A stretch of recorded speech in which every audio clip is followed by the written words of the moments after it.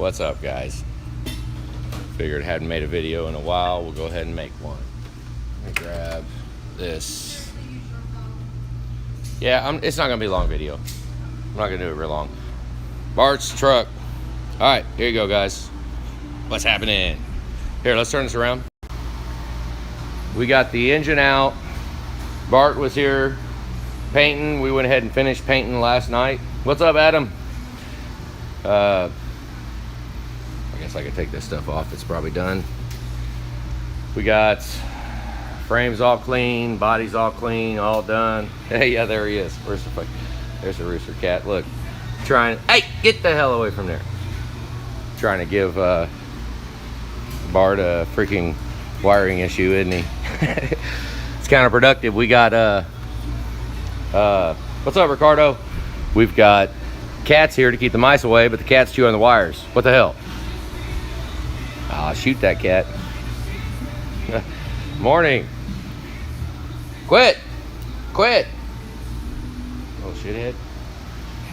But all right. Okay, so what do you guys think here? Look here. Let's show a little bit here. Let me see if I can't turn the flash on. Yep.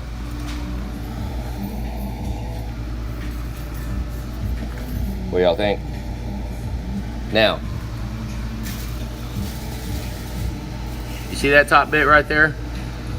This is a 200 and some odd thousand mile truck. Look at the scratches on the top. See the scratches up there?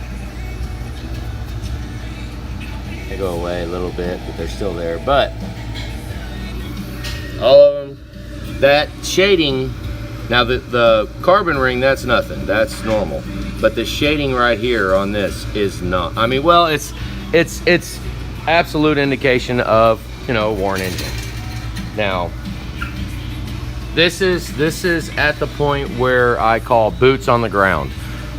When this was a head gasket failure truck, and when the heads come off, I tell everybody, I'll either make a video showing it if they're out of town, which we have to do some of that, or I want boots on the ground. I want the customer to look at these cylinders and decide, because it's granted, it's a little more initial investment.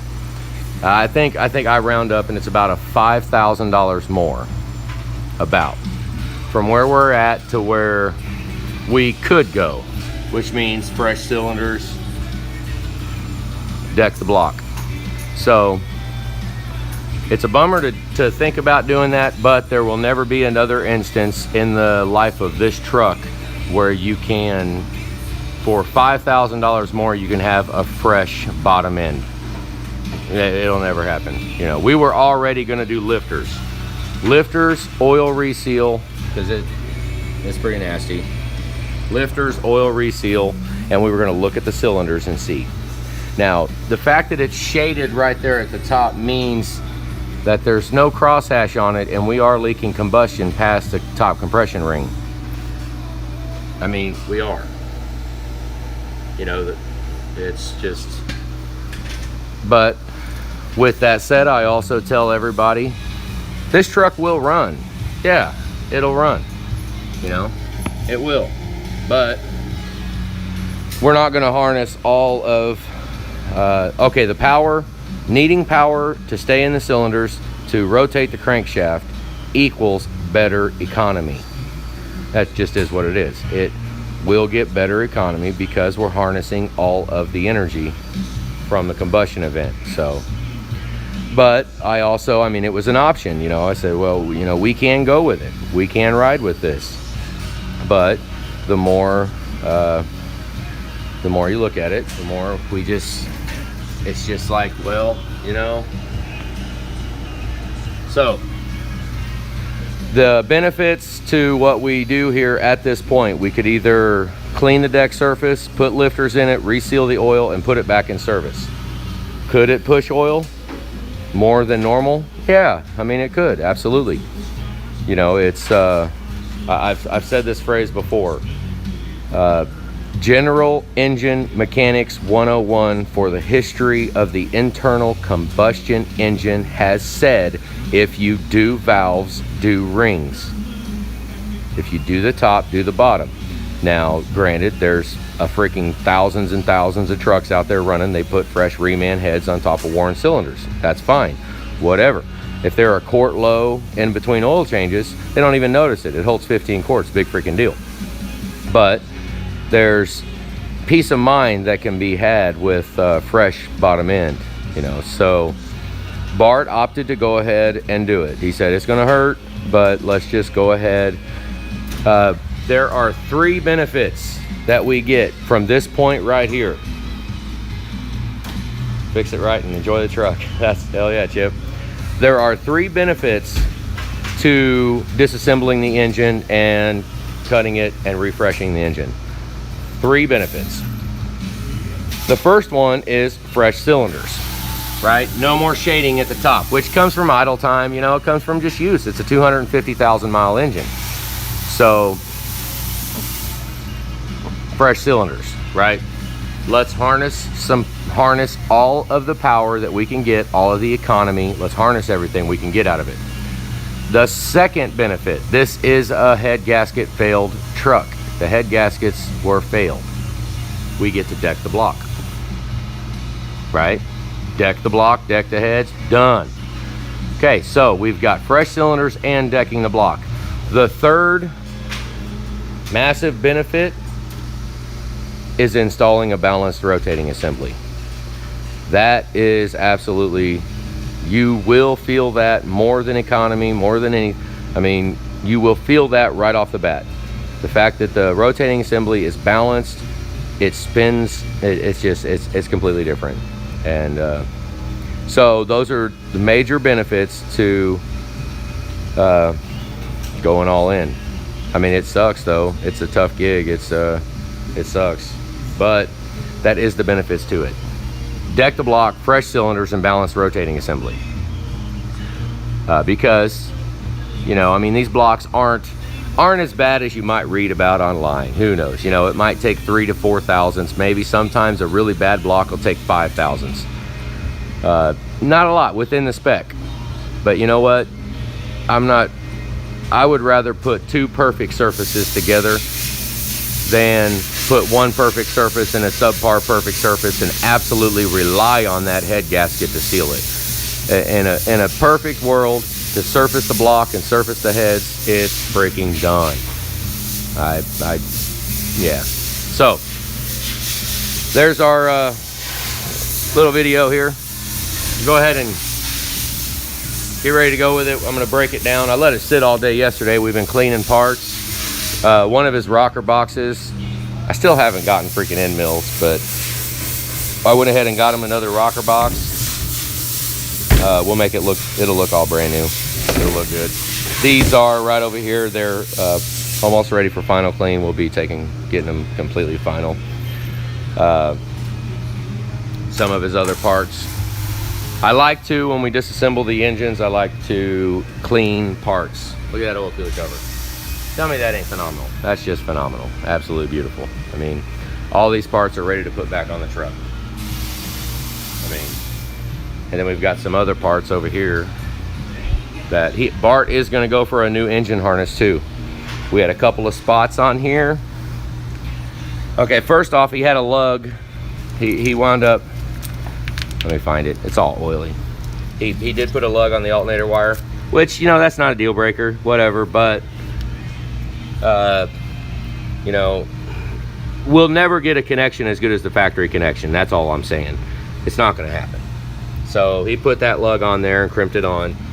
The oil temp sensor, we got bare wires going on there. The other big kicker was,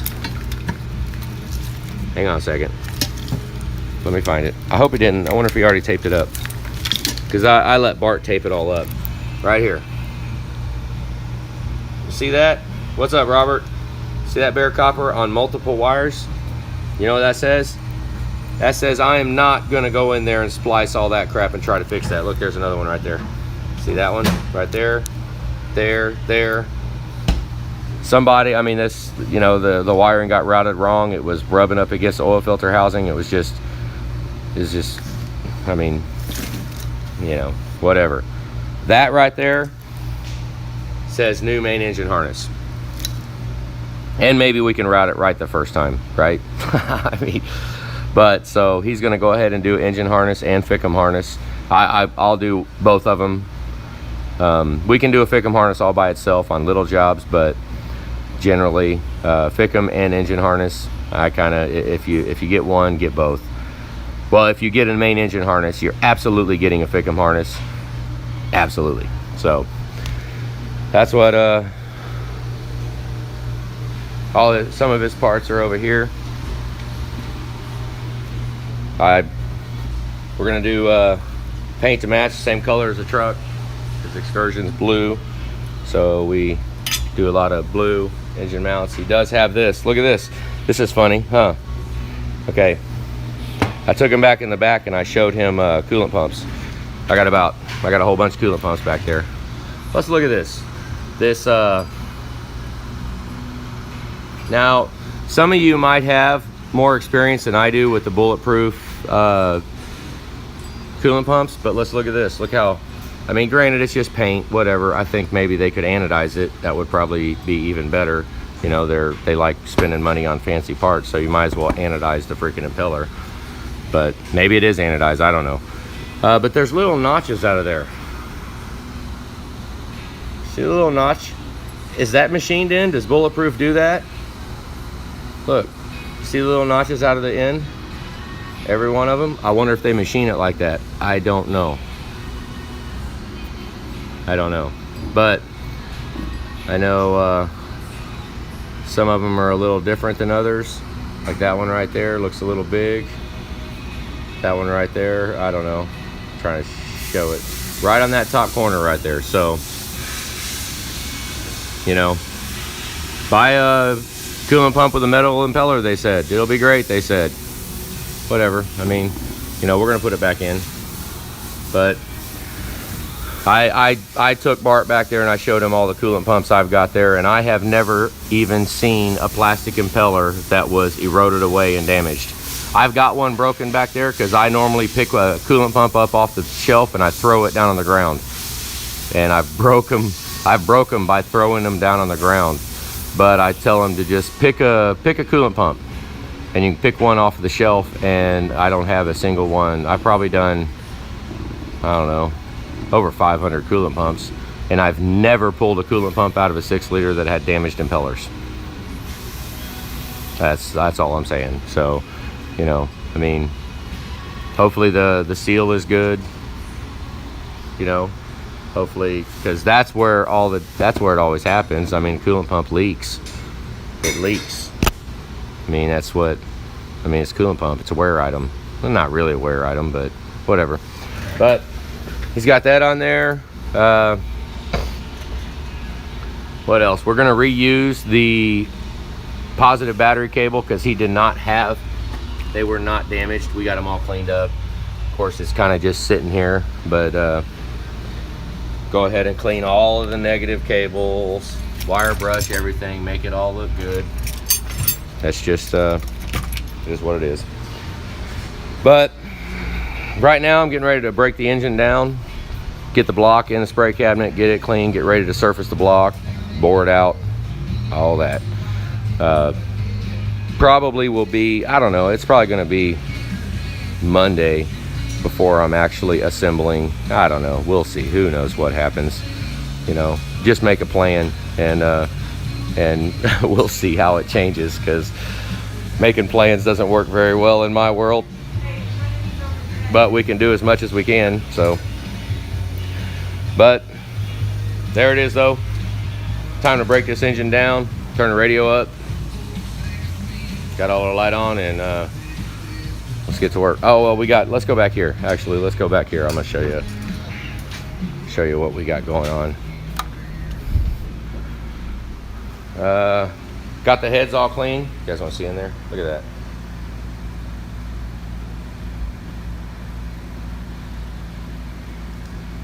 I've never seen one, Chip.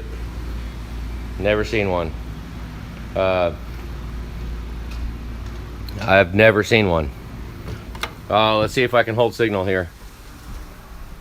Let's see if we can hold signal. Coolant pump. Coolant pump. Not damaged. Coolant pump. I scrapped about 200 of them not very long ago. There's one I dropped. See, I throw them on the ground. Coolant pump.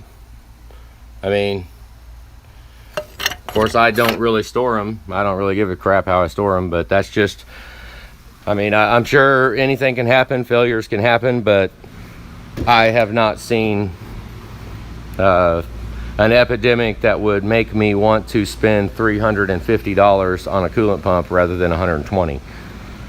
So, I don't know. The Murray coolant pump is a good freaking pump. But back here, look at the ports. This is clean. Getting ready to, we got the guides in, new guides in. You can kind of see it better here. Put guides in it. It's got to size the guides here and start cutting seats, grinding the valves. He's got 2 bad valves. We got 3 processes that the valves could not check out. First is the stem size. We go ahead and clean all the valves first, and then we check stem size. These 2 did not pass from stem size. The other one is bent, if they're bent. Now I find out if they're bent when I'm grinding them, when I cut them. When I cut them, put them in to grind it, it'll make itself absent. Freaking phone ring. And then at the very end, once say they grind out, everything's good. I've had a couple where say the valve bridge could smash on the top of the stem. If the valve bridge or something happens or something fails, I've had them before where it will actually smash. What's up, John? It'll smash it down where I can't get the stem height where I want it at. So that is the last one that will cause us to have to replace valves. So we got the stem, we got the bend, and we got the height of the stem. The stem OD, the height of the stem, and whether or not it's bent. Those are 3 that will cause us to replace valves. He's got 2 that failed so far out of the first initial check. So, I mean, we won't know how many valves actually will need to be replaced until we actually start doing it. So, is what it is. Valves are cheap, man. They're cheap until you got to buy all of them. If you got to buy all of them, they are ridiculously expensive. Shop's freaking mess back here. It's a mess. We'll have to get it cleaned up. I am doing something here, guys. Look at this. Let me see if I can show you this. We did a set of 6.4 heads last week, and they were kind of nasty, kind of disgusting. Well, the guy that brought them in brought me 2 sets of heads. So the 2 sets of heads, the second set was disgusting. The coolant ports were completely plugged with rust. It was nasty. So I'm doing this. Look at this. I'm just trying, you know, I mean, it's just sitting here, and let's see what it looks like. I haven't looked at it in today. Let me turn the light on. What do you guys think I'm doing here? What is that? What do y'all think? Y'all know what that is? I'm looking inside the barrel. Woo, it smells. What do you think I'm doing? Any guesses?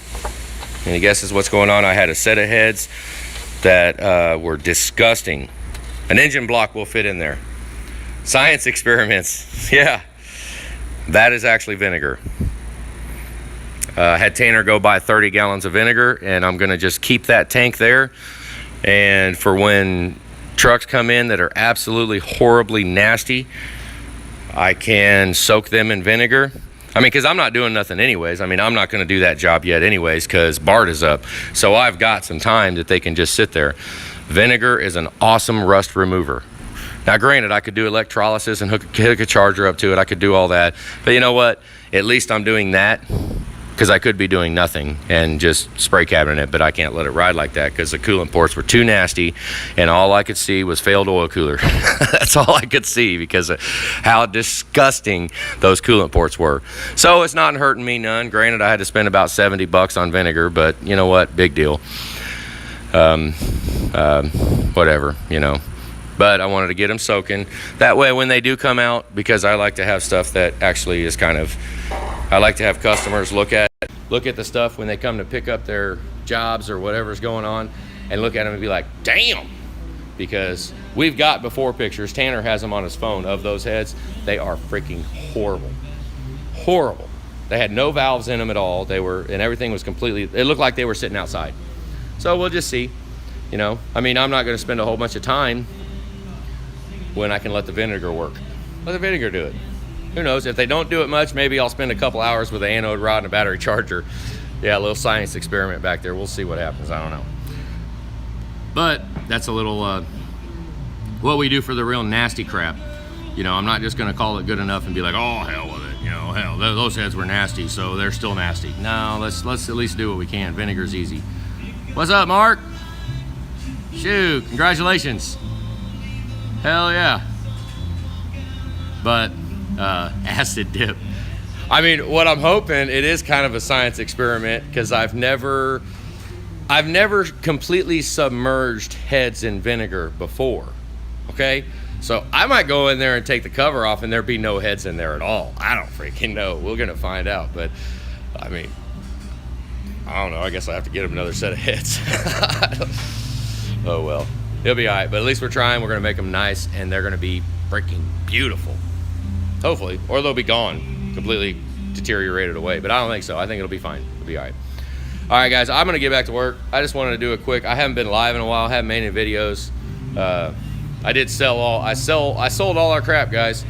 I sold the razors. I sold the trailer. We hauled the razors in. Sold everything. Guess we were done with them. But, oh well. Anybody? Well, I don't know. So, we're going to work. Appreciate y'all. I'm going to kill it and get this freaking engine broke apart. We'll have another video. I'll probably start one when we start machining. Bart might be here. That's why I didn't have any before, but got his frame all done. It's freaking pretty. It's really nice. So let's get this engine broke down, and hell yeah. Adam, everybody, we'll see y'all later. Have a good day.